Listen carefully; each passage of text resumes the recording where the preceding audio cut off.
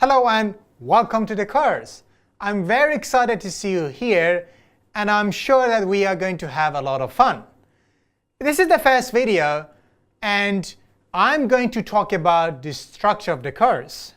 So this is where you can see the main sections that we have in this course. We have basically 8 different sections, and I'm going to briefly go through them all in this video. This is where we are. An introduction where I introduce the structure of the course.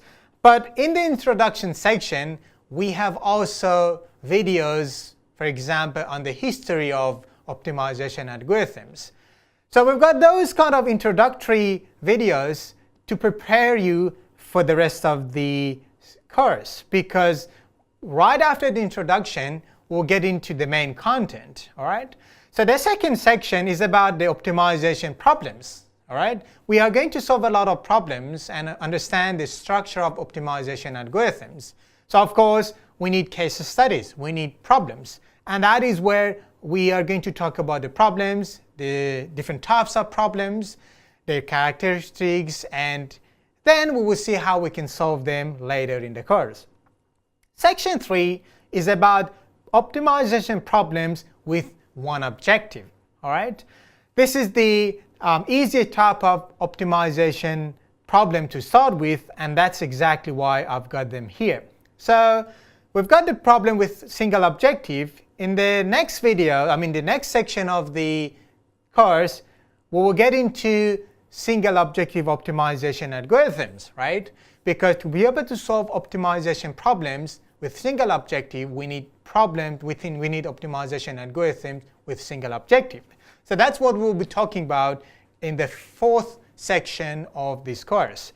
It's not just about particle sum optimization algorithm. As you can see here, we are going to talk about the general structure of optimization algorithms in the field of stochastic optimization.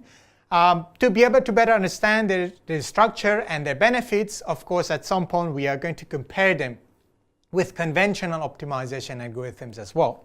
All right? But our main algorithm will be the particle sum optimization, and that's one of the best and easiest optimization algorithm to start with. And I'm pretty sure that you are going to enjoy using and working with algorithm in this course. So part 5 or section 5 in this course is about constraint optimization. And again, that's one of the difficulties that we are going to deal with, or we are going to tackle, I should say. Constraint optimization. How do we handle different constraints and problem with different constraints? So basically for each of these sections, apart from the introduction possibly, we have videos and quizzes as well. So we have one lecture to cover the theory and a few videos to talk about codings. We have sometimes quizzes. So make sure to follow the sections one by one. So the part number 6 or section number 6 discusses binary or discrete optimization. Again, we are going to write a code for binary particle sum optimization, and we will solve a lot of test cases as well. The second last part of this course is about multi-objective optimization. How do we solve problems? So we are going to learn how to solve problems with more than one objective. And the last part of this class is about robust optimization. In other words, we are going to talk about different techniques to handle errors and uncertainties when we solve optimization problems. All right? So here's the structure of the course. So you might have already seen the curriculum, the course curriculum, but I want you to do this. Every time, whenever you are in one section, for example, constraint optimization, have a look at the curriculum. I've written a lot of several learning outcomes, all right?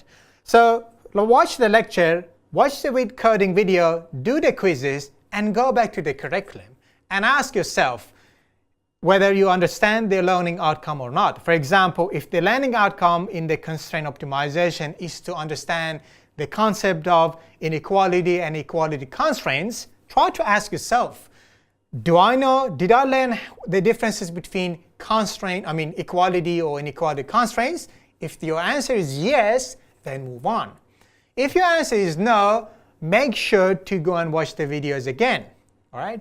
I'm asking you to do this because the content of this course might be different from the content of other courses. They are highly dependent. So, for example, when you want to learn constraint optimization, of course, you should be aware of different types of optimization problems and, of course, how to solve them with, for example, PSO. So, if you start watching constraint optimization without watching the other videos, you might find it very difficult or very challenging. All right. So, and I think that's pretty much everything that I wanted to talk about. Make sure if you haven't used the Udemy video player, make sure to play around with it. It's different from the video player that you might have seen in, for example, YouTube.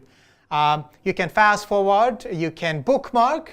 This is very important, very different from YouTube. You can bookmark a part of the video, and that will add it to the list of bookmarks that you have, which means that if you find something interesting in a video or something a little bit confusing in a video and you want to watch it later on again and again, then bookmark that part of the video and then you can watch it later. So that's a good feature. And they keep adding more features. Maybe by the time that you're watching this video, they add more features, more nice features. So make sure to always keep an eye on the navigation bar underneath here. You can fast forward basically. I normally talk really slow, so non-native English speaker also understand the lecture. So if you find my presentation is a bit slow, you can fast forward a little bit. Don't make it too fast, then I'll look really funny and I'll look really, really fast. I would say 1.5, even 1.25 is good enough. That will speed up the presentation for everyone to understand. Okay, you can also basically save download a video if you want. So yeah, if you go through the Udemy help page, you can find a lot of resources to learn how to use the video player, Udemy video player. All right, so that's everything for this video. Let's get into the course and learn how to master the art of optimization.